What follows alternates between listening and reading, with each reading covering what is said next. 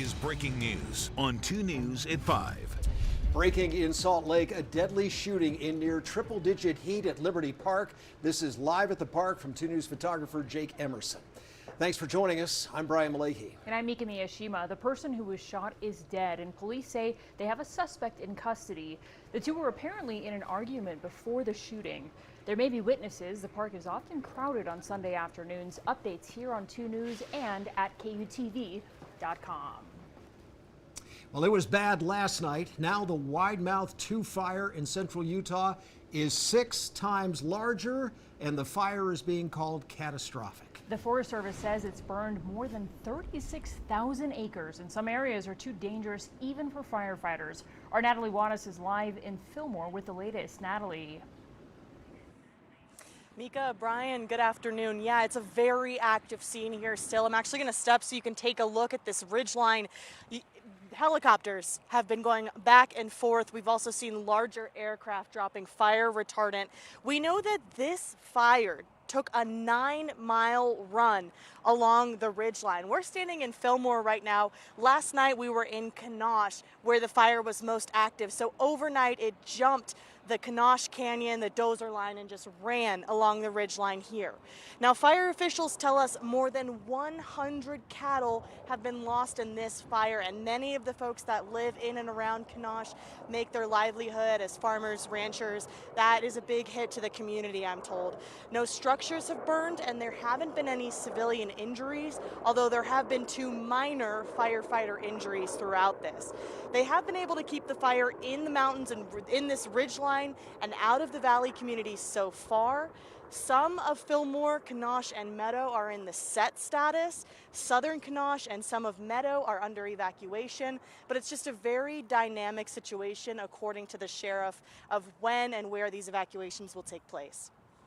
I did not use the term catastrophic loosely. When we woke up this morning, we were seeing a plume that you often only see at 5 p.m. in an afternoon on a fire when things are really hot. So to wake up with a very large plume like that, we knew that residents were going to wake up scared. And their fear was valid. The fire was right above the hill above many of their homes and had ran, like you said, 6 times the acreage that we wanted them to understand the trepidations of the situation. We just found out this afternoon the fire has crossed over into Sevier County. And as I mentioned last night, it jumped Dozer line, ran through Kanosh Canyon, and these red flag conditions, the high heat, the winds, the extremely low humidity, this is all expected to continue. So we'll be watching this very closely and providing updates as soon as we have them. Reporting live in Fillmore, Natalie Wattis, KUTV 2 News.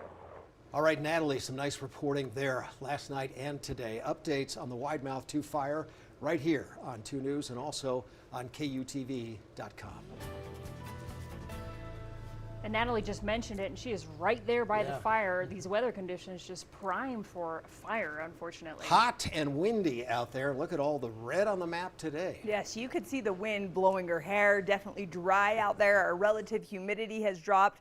Plus, we still have the high heat, especially in central and southern Utah. So yes, we have red flag warnings, the same thing as a fire weather warning, now extended through tomorrow night. That's the new addition to this warning. You can see it covers southwest Wyoming, much of southern and central Utah, through the Price community, over through Wendover into the west of that, and then up through our mountains. So what's happening right now is a cool front is moving through. This has made the wind shift in northern Utah, and the winds have started coming from the north. This is also, I'm going to show you in a minute, why some of the northern communities didn't get quite as hot today. But look at the strong south winds that are blowing to the south of this cold front, and that's what's making this fire weather dangerous, because we have those strong southerly winds that are hot and dry, and that's what those communities are dealing with right now.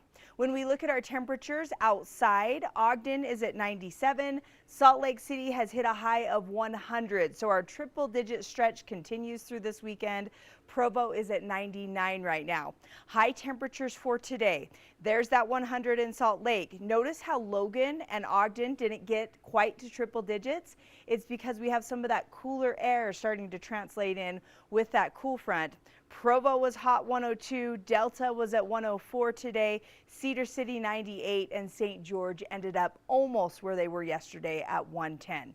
Here's what we expect the rest of the evening. Upper 90s. It's going to stay very toasty through 8 o'clock. Then we start to drop off into those 70s. Another warm night ahead with mostly clear skies.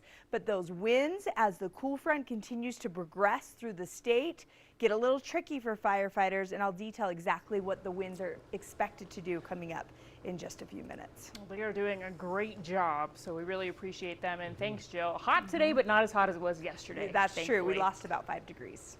All right, thanks a lot. Did you feel it? I don't know if I felt it. Maybe a little bit. I wasn't really outside today, I'll be honest. I think a lot of people are right with you. Inside in the AC. Well, in northern Utah, people in Portage and Washakie have been told be prepared to leave immediately because of threat from another fire. Box Elder County Fire says the Johnson Canyon fire has burned about 6,300 acres and it's just 10% contained.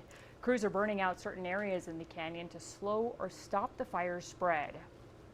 And continuing our fire coverage, a closure order issued for the Farron Ranger District in the Manti-La Salle National Forest. The Black Canyon fire started by lightning about 15 miles east of Ephraim. Fire has burned 160 acres, no containment.